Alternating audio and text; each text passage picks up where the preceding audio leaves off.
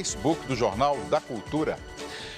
Por 4 votos a 3, a chapa Dilma Temer e vencedora das eleições de 2014 foi absolvida no Tribunal Superior Eleitoral. Vamos a Brasília conversar com o repórter Leandro Magalhães, que tem as informações aí quentes, né, Leandro? Como é que o Palácio do Planalto recebeu a notícia aí do fim do julgamento, Leandro? Boa noite.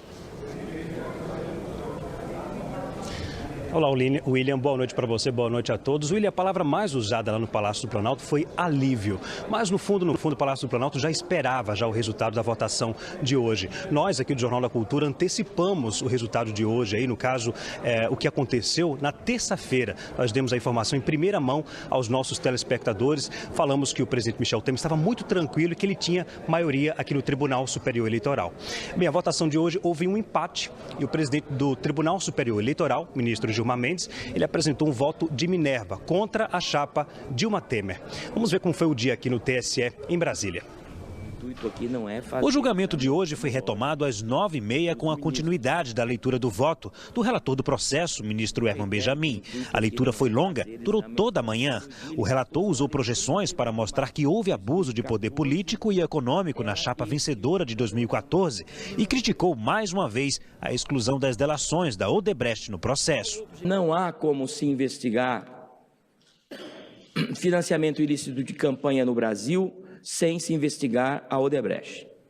Mesmo que a Odebrecht não tivesse sido citada expressamente, ainda assim, nós não teríamos como esquecer a matriarca, como eu disse ontem, da manada de elefantes. Herman Benjamin recomendou a cassação da chapa Dilma Temer e concluiu o voto com uma crítica.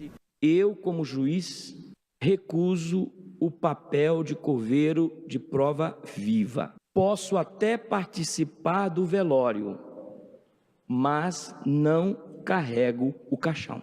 Na volta do intervalo, o primeiro a votar foi o ministro Napoleão Nunes Maia. Ele começou falando sobre o filho que tentou entrar no plenário, mas foi barrado por usar trajes esportivos. O ministro disse que o filho tentou entregar a ele um envelope com fotos da neta.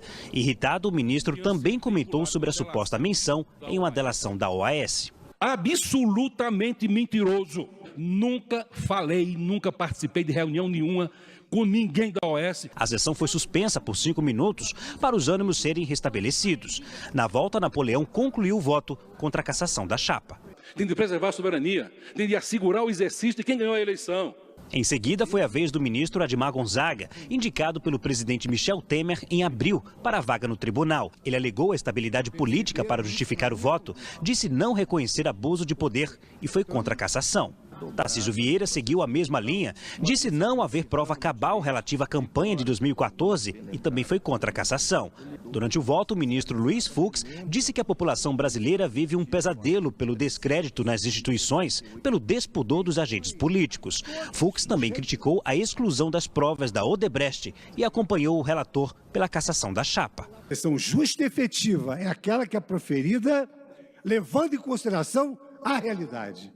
Direito e realidade não podem ser apartados justamente no momento da decisão final, maxi por uma corte. A ministra Rosa Weber empatou o julgamento ao votar junto com o ministro Luiz Fux e o relator Herman Benjamin.